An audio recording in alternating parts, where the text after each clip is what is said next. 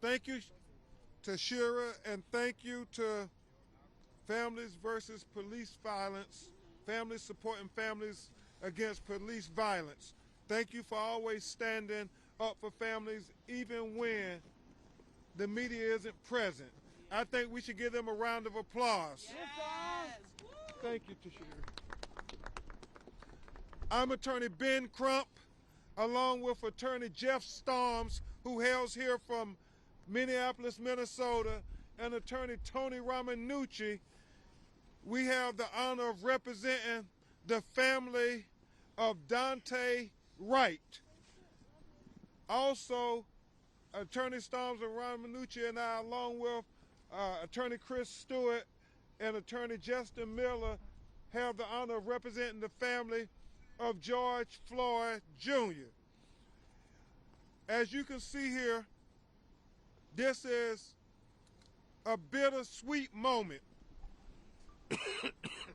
It is somewhat gratifying that you have George Floyd's family who left out the courthouse where the Derek Chauvin trial regarding the death of George Floyd is currently underway because they thought it was important that they give comfort to Daunte Wright's mother and father and family, and Daunte Wright's child, Daunte Jr., and his mother, China Whitaker, because this time last year, almost a year ago, they were facing the unimaginable. They were facing the unbelievable. They were facing the agony of losing a family member to police excessive force. And it is unbelievable. I mean, it is just something I could not fathom that in Minneapolis, Minnesota, a suburb 10 miles from where the Chauvin trial regarding George Floyd was taking place, that a police officer would shoot and kill another unarmed black man. Listen. It's something that if you told me and I didn't see little Dante's face and his grandmother crying, I wouldn't believe it. Because if ever there was a time when nobody in America should be killed by police, it was during this pinnacle trial of Derek Chauvin, which I believe is one of the most impactful civil rights police excessive use of force cases in the history of America. And we believe with everything in our heart, Katie, that police would be on their best behavior, that they would exercise the greatest standard of care, that they will concentrate on de-escalation in a way that they have never concentrated in America. But regrettably,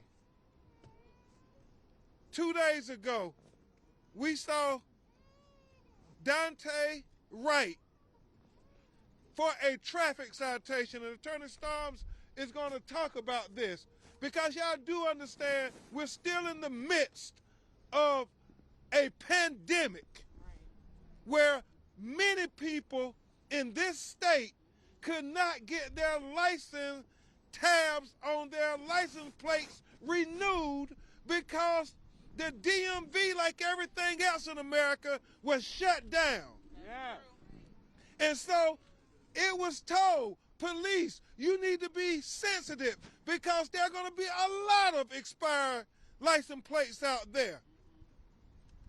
But I guess when you're driving while black, Listen. people sometimes forget memos and initiatives about the realities of life. And you will hear from his mother, and it's snowing, so everybody's going to try to be brief. You will hear from his mother about the phone call in the car what was said about why he was stopped, because it's evolving. It's evolving so they can justify the unjustifiable. But we're not going to let them justify it, are we? No.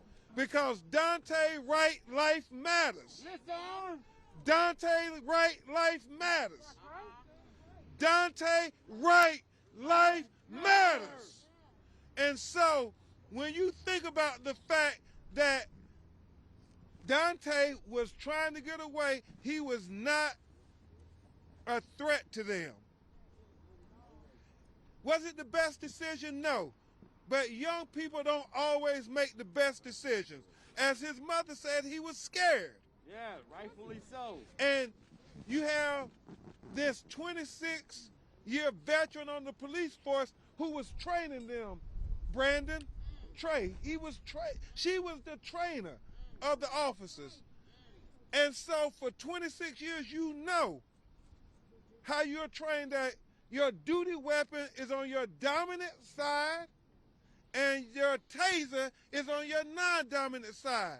And why is that? Because it's foreseeable that in an exigent situation, if the taser is beside the gun, you might pull the wrong thing. But after 26 years, you would think that you know what side your gun is on and what side your taser is on.